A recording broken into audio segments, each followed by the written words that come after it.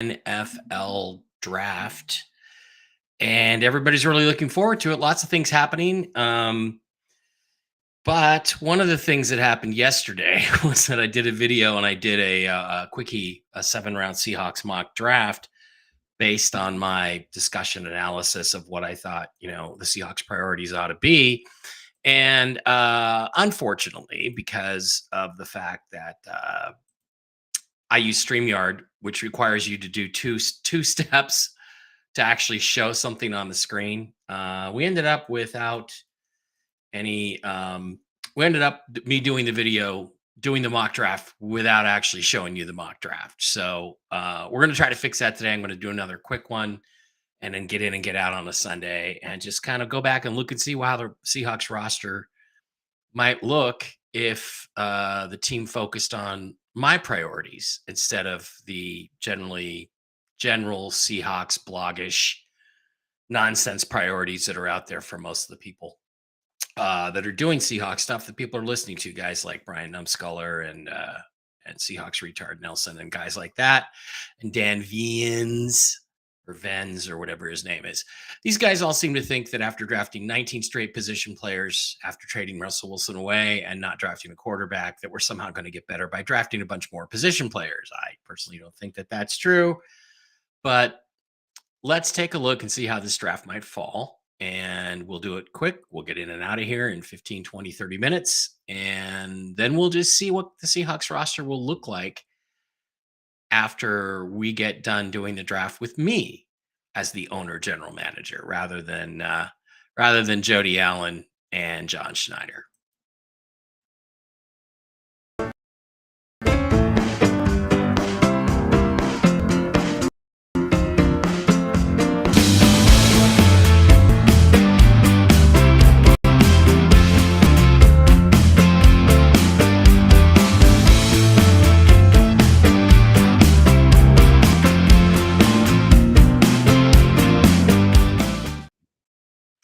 Wow. Something about my internet connection is suckage today, and that song broke up. But we're back. If you recall, yesterday we did a thing where we did absolutely did some really cool stuff with the Seattle Seahawks depth chart when we went and did our draft. We actually picked up a bunch of guys that I thought were okay. Connection lost. Don't know what's going on. But let's slide over and take a quick look at what that depth chart ended up looking like. We ended up drafting Spencer Rattler in the first round at 23. We took Peyton Wilson in the second round to solve our linebacker problem. We took Fatui from the Washington Huskies. We took all kinds of interesting players that filled out our roster. Tavondre Sweat ended up falling to us in the fourth round, high in the fourth round at pick 101. So this is how we filled the roster out. And it looks like we got things going pretty well.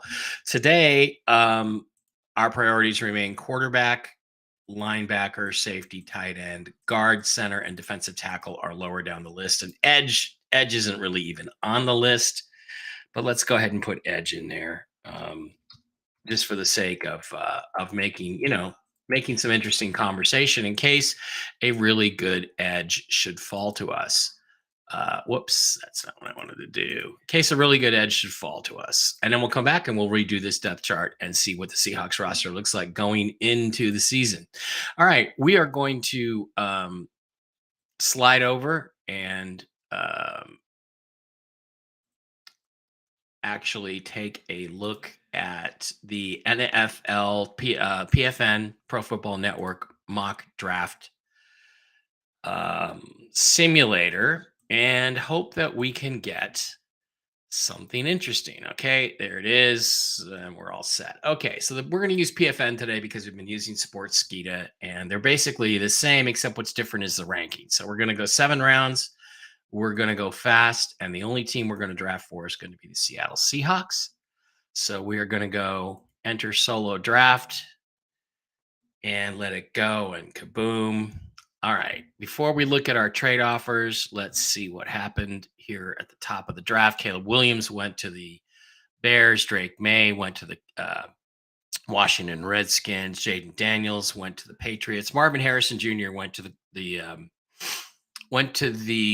Arizona Cardinals. And I think this is what's going to happen. People are talking about four being a destination for people that want to trade up, but the Cardinals already have lots of picks. Look at it. They have got like five picks in the top 104, six, 7 picks in the top 104. They don't need any more picks. So I think they're going to stick and pick. I think they're going to take the most elite player on the board, and that would be Marvin Harrison Jr. Joe Alt goes to the Chargers. I don't agree with that. I think they're going to take a receiver. Malik Neighbors, JJ McCarthy, Dallas Turner, Olaf Fashanu goes to the Bears. Again, I think the Bears trade out of either the first or the ninth pick to get some extra picks because they've only got a few in this draft. I think they've only got four picks. Yeah. So, granted, they're all in the meaty part of the draft between picks 1 and 122, but they probably would try to add some more. Talise Fuaga, who I think is the best tackle in this draft, goes to the Tennessee Titans at number 11, where they traded with the Vikings to let them come up and take J.J. McCarthy. Terry and Arnold, Amarius Mims, Jared Verse, Brock Bowers. Now, the Seahawks are on the clock. Look, let's be honest. If I'm there at 16, we all know Michael Penix is my QB1 in this draft. I think he's the best quarterback in the draft. I don't think there's any question whatsoever about his ability to throw the football and make plays downfield. So, once again, I just don't see any way that he makes it to the Seahawks at this point at 16, but just on the off chance that he does, no, we're still going to ignore it. We're not going to go with that. So let's take a look at our trade offers here at 16. We have a couple. We have one from our arch enemies, the Rams. They're offering us 19 and 52 for 16 and 81. They would get our third round pick back. I'm not giving them that. The Cowboys are offering 24 and 56. These are the only two offers we have. I don't want to trade with the Rams. I don't want to help them. I do want to help the Cowboys more than the Rams. So I'm going to accept that offer and pick up a second round pick and move back to 56 on the assumption that Michael Penix Jr. is not available at 16. If he is, I'm sticking and picking and I'm taking him. So boom, boom, boom. We go through. Let's see what happened after we picked. The Cowboys came up and got Troy Fatanu, the offensive tackle, offensive guard from Washington, maybe the best offensive lineman in this draft. Good for them. They needed it desperately. Quinion Mitchell, the corner, went to the Jags. Don't disagree with that. J.C. Latham, the tackle from Alabama, goes to the Bengals. Liatu Latu goes to the Rams.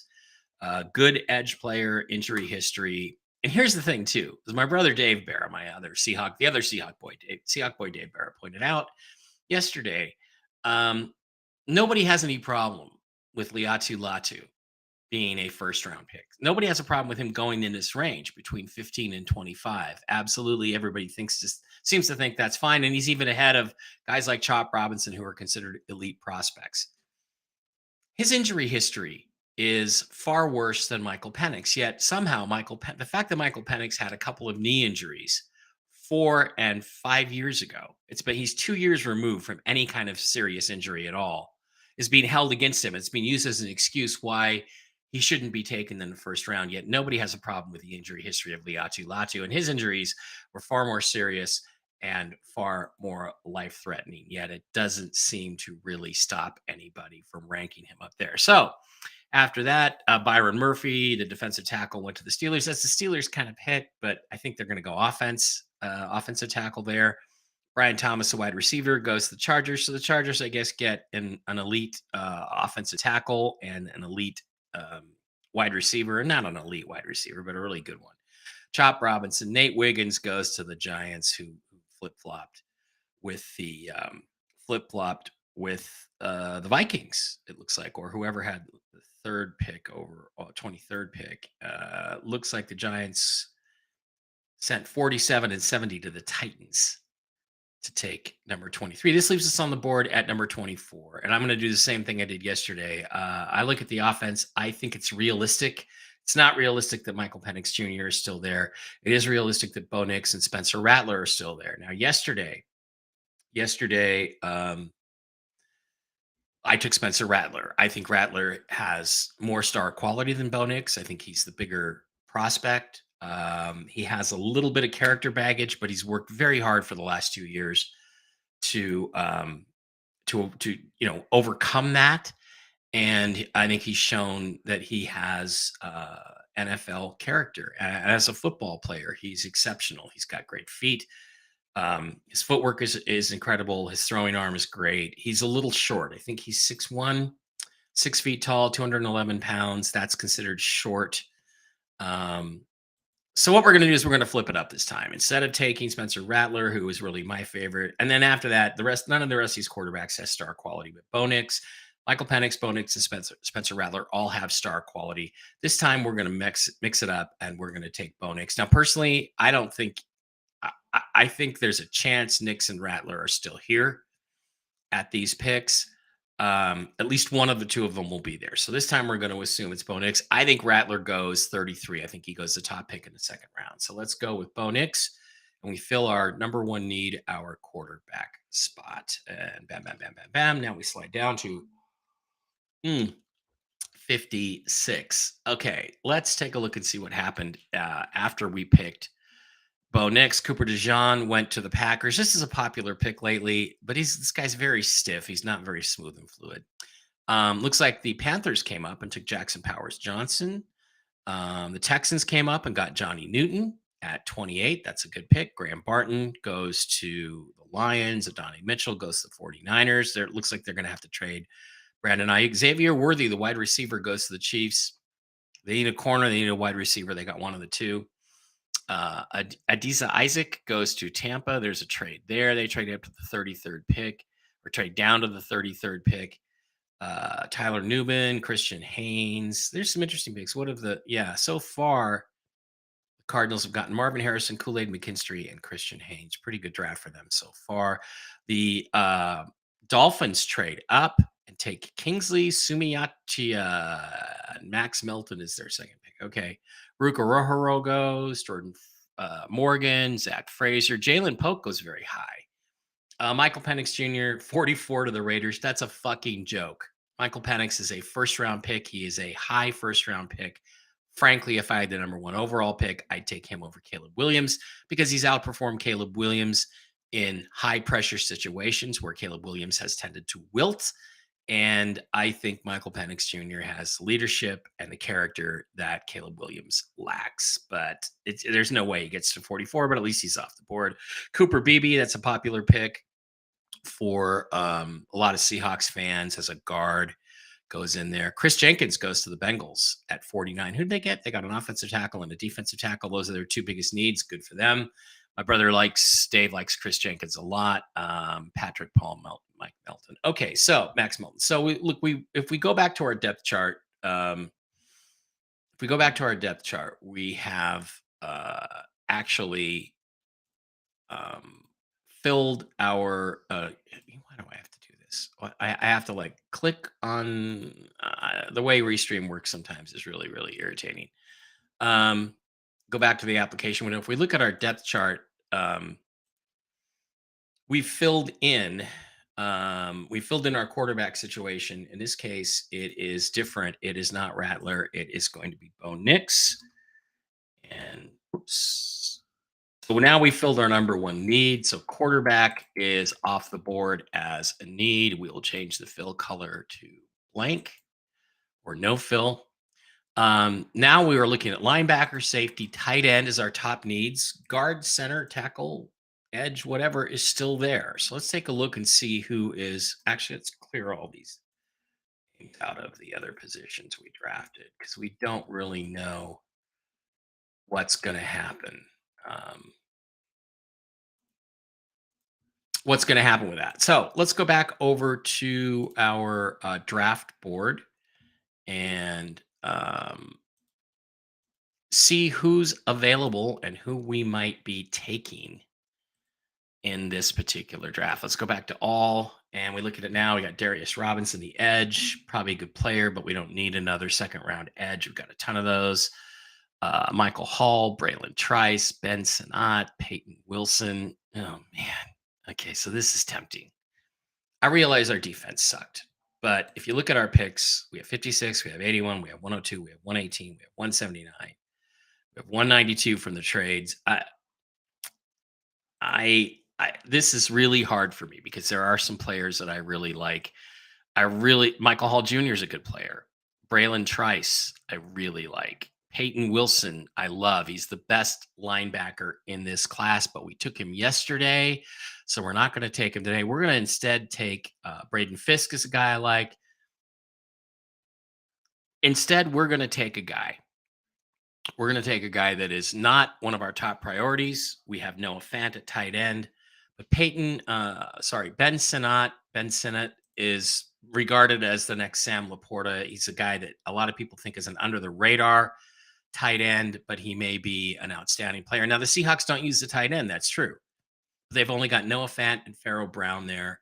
So we're going to just take a jump here. We're not going to go with our needs because linebacker is not a desperate need. We have starters there. We have quality NFL starters at linebacker. I'd love to take Peyton Wilson. We did it yesterday. Let's take Ben Sinnott as the tight end. Okay, now we're on pick 81, and again, we're going to reject most of these trade scenarios because they're kind of unrealistic. But so far in this draft, we've gone offense, offense. I think that dictates that we go defense here. The problem with this is that all of the top players are actually on offense. Now, um, there is a guy here that we took yesterday that Ricky Pearsall, by the way, is a really good receiver, and I don't think he's going to make it into the third round. I think he's a second round pick. Um, there are some guys we really like here, and if we go to defense, there's a safety, Javon Bullard. I'm not taking a safety before the fourth or fifth round. I'm going to take Rob Staten's advice on that. And as I look at the defensive side of the board, I'm going to take a risk. Third round pick, Tavondre Sweat got into the car accident, drinking heavily, might be a problem.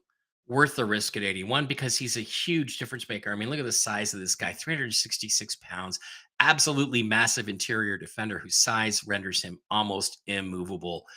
Given how poor the Seahawks were against the run last year, that appeals to me. I'm going to jump up. I'm going to take a risk. I'm going to take Tavondre Sweat a little ahead of where he should go based on character. But now I'm starting to fill in the defensive side of the ball. Okay, now we've jumped to pick 102. We've got an offer from the Broncos. We're going to reject that. We are going to stick and pick. We go back to our all. And according to this, we could have gotten Spencer Rattler here at 102. Nonsense. Spencer Rattler will be long gone before that because of the priority placed on quarterbacks. I think he'll be gone early in the second round, certainly top 40. So we still haven't done anything for the offensive line. We haven't done anything for linebacker, and we haven't done anything for safety. Our next pick is 118. I think we can address safety there or possibly linebacker there. I'm going to look for an offensive lineman, and I'm going to not necessarily look at the centers where we've got just a number of names that are kind of like, the guards, Brendan Coleman, are there. Offensive tackle. Yesterday, I took Matt. Well, I call him Gon Calves, but apparently it's Gonzalez. Matt Gonzalez, who the Seahawks did have in for a visit. 6'6", 327. That's guard size. He could be converted to a guard. He could also be an offensive tackle.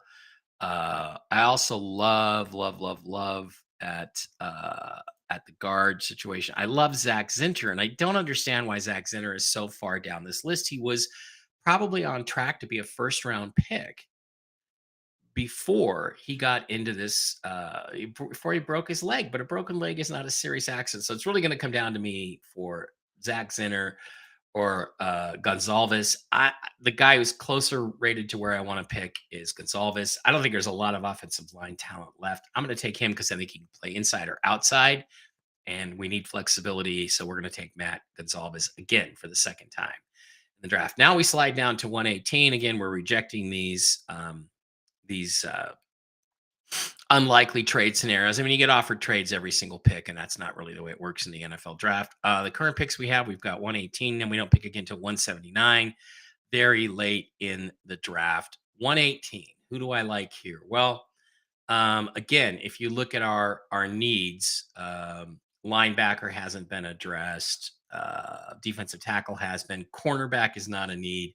Safety was a need, but Malik Mustafa, who I would have taken here, is gone. He's an athletic, big hitting safety, and Rob Staten really likes him. So we're going to do something a little, I guess you would call it asymmetric. We're not going to double down on any positions yet. We're not going to take a wide receiver. We're not going to take a running back. We're not taking any running backs in this draft. We're gonna sign two or three running backs in the aftermarket, the undrafted free agent market. Try to challenge some of the guys on the back end of our roster, but we have no need for a running back. So what we're going to do is we're going to slide over. We're going to go to linebacker. We are going to reach a little bit, and we're going to go for Tommy Eichenberg, the linebacker from Ohio State. Why? Because I love the guy. I love his instincts. He didn't test that well. Testing is not that important. Eichenberg is dramatically underrated in this draft. I'm going to fill my future linebacker need by taking a really smart, highly intelligent inside linebacker in Tommy Eichenberg. Good fit for us in the 34. Now we slide all the way down to 179 is our next pick. Again, finally, no offers. There are a bunch of guys here. Zion Tuipulotu, who we took yesterday. He's more athletic than, as a for instance, he's got more athletic upside than the guy from Washington State, who's also a popular pick for the Seahawks. And did he go already? What's his name? Edge is a good thing as we're looking at edges, linebackers, safeties. We only have a couple of picks left. We haven't taken a safety yet. Are we just going to randomly take a safety just to take a safety? No, we're not going to do that. We're going to go ahead and take Zion Tupuola-Fatui, the edge, just to challenge Daryl Taylor for a job. Now we're at pick number 192. We look at all the defensive players that are available. Trey Taylor, there's a lot of good players here, and I'm thinking we are going to go with, let's just take the top safety off the board. Patrick Morris, safety from California. We need to fill a safety in, so let's do that. And now we'll pick at 235. And that'll be our last pick in this draft. All these names have gone off the board. So now we're in a situation where we've taken Bo Nix, Ben Sinnott, Tamondre Sweat, Matt Gonzalez, Tommy Eichenberg, Zion Tupuola-Fatui, Patrick Morris, whoever he is. And now we're going to chat. We have a chance to double down on a position. The question is, do you want to double down on, let's say, a center who we haven't taken yet, or do you want to double down on tight end? Here's what I'm thinking. I really want Jack Westover from Washington. 6'2", 243, ran an incredible 40 time, but I do think I can get him. Devin Culp is very high and draftable. Wow, in a lot of in the other drafts, but he's only rated 377 here. That's crazy. We now have 3 tight ends on the roster. We have 2 centers on the roster. I I'm gonna go. I think one of those two. I think one of these two Washington tight ends, Westover or Culp, we're gonna get in free agency. So I'm gonna go with the center, the guy I like. You all know who I like. Is he gone? Is he gone? Oh, they must have changed their rankings. Wow, I was gonna go with Drake Nugent out of Michigan because I like Michigan centers, but he's gone. He is long, long gone. So that slides us back over to doubling down. Let's check the quarterback situation here. Is Tua gone? Yeah, Tua 2 has been taken. I like Tua 2 a lot. We don't have a wide receiver in this draft. Nobody here excites me. We're going to go with another tight end with wide receiver speed. We're going to slide down and take Jack Westover, even though Devin Culp is generally considered the better prospect by most people. We're just going to take Jack Westover and fill it out. So probably a practice squad player. That is it. That is our draft. So we get Bo Nix, the quarterback out of Oregon this time. We get Ben Sinnott. It's possible he makes it to 56. So I was willing to take that pick, but I do think he's a high second round pick. I think he goes top 40, but there's possibility he could slide. Tavondre Sweat, the defensive tackle from Texas. We take a character risk on him, but it's only pick number 81. Matt Gonzalez is going to be our offensive tackle guard. Tommy Eichenberg is our linebacker. Zion Tupola Fute is our Fatui is our edge. Patrick Morris is our safety, and Jack Westover is a third tight end. So now, as to we slide over to the depth chart and take a good look at that, this is going to get kind of more interesting than it was. We drafted a little different than we drafted yesterday. Am I frozen again? Okay. We're going to go to application window and we're going to show this. Wow, I'm having major delays in my software here.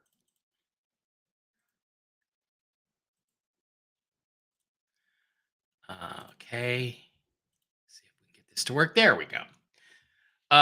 So now we're gonna fill in our names. We're gonna go fill color. We're gonna go with conclaves. There is gonna come in. We're gonna do the tight end thing. We actually have Sinnott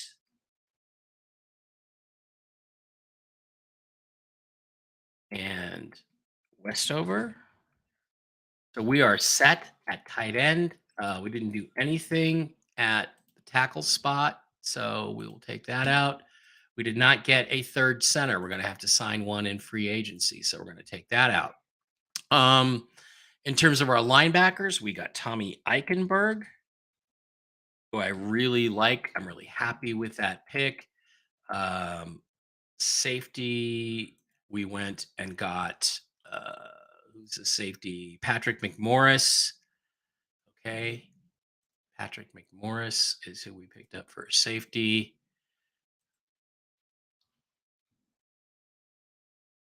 That's just a body that we stuck in there. We once again got Tavondre Sweat, who is a big nose tackle addition. And that means that, if he plays great in preseason, we can let Jaron Reed go and save the cap space, or we could just let him come in, the next season. And for our other edge, we got Fatui again. And let's check one other thing here. Go back, check our results once again. That's it. We got all of our guys on the roster. So now, as I look at this roster, we filled the quarterback need, we filled the linebacker need. We'll go with no fill. We picked up a safety. Did we fill the need? I don't know. We picked up a tight end. So all of our top priorities, we were able to get top quality players for, and we filled up. We filled up our defensive tackle position. We got a nose tackle, and we actually picked up an edge, which is kind of a luxury pick for us. But now he's going to challenge for two. He's going to challenge Daryl Taylor. So I like at this roster. And again, is this roster better than it was? Better than it was when we came in to this draft? The answer is absolutely yes, because now we have a quarterback for the future that we could build around. We have talent around him. Pharaoh Brown may not even make the team. Or what will happen is these three guys, Fant and Sinnott, will make the team for sure, and then Pharaoh Brown and Westover will be challenging. I think they cut Pharaoh Brown unless they really, really want him for his blocking. And we have a much deeper offensive line now than we had before with Gonclaves, who can actually play tackle or guard. We probably need to pick up a third center to come in and compete for the backup center job. And overall, I think this is a team with a future. Whereas if we don't take the quarterback at the top of the draft, this is not a team with a future. This is a team that is going to be actually pretty miserable. So,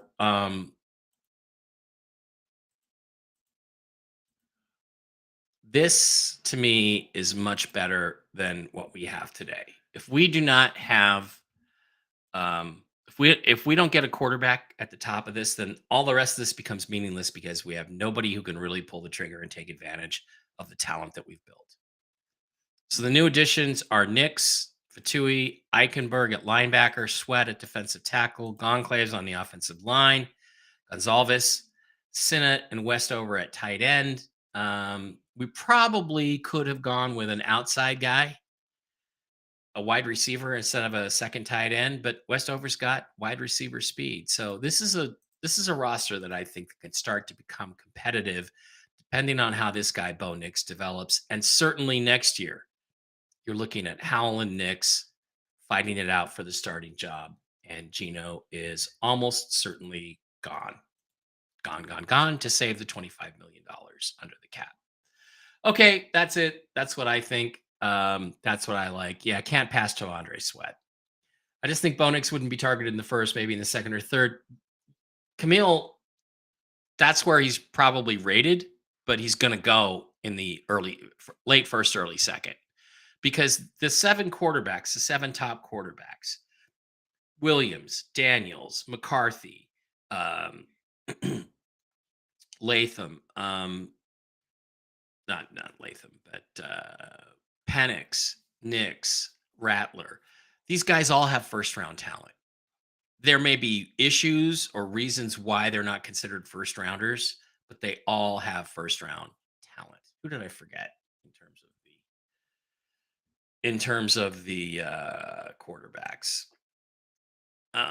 Anyway, they all have first round talents, and if players were taken where they were actually should be valued, quarterbacks, yeah, they'd be spread out for the first 3 rounds.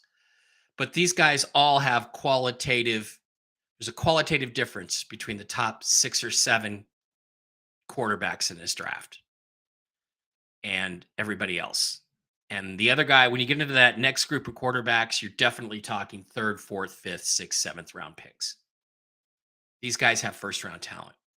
So I think Rattler and Nix are going to go. I wouldn't be surprised if all these guys go in the first round, because I think, again, the thing you're forgetting is how many 4 quarterbacks went basically in round 1 last year. I mean, Will Levis lasted until the first pick in the second round when the Titans traded up and took him. That's essentially calling him a first round pick. The same thing is going to happen this year, because this is actually a better group of quarterbacks than last year. So teams are going to put a premium on quarterbacks. They're going to go up and get them. The Seahawks better be one of them if they expect to have a future. All right, guys, thanks for being here. That's all I got for you today. Don't forget, once again, to like and subscribe and comment, and I will try to be as nice to you as I can be in the comments. Even if you say something really dumb, I'm still going to be okay with that. Thanks for being here. I absolutely do appreciate each and every one of you. And this has been fun for me to do this, and I think I'll continue to do it. I just hope the Seahawks don't screw the pooch, and once again, for the 3rd straight year, completely ignore the quarterback position when there are talented guys that they could take that could give them a future at the position that they do not have right now. That's it. That's what I got.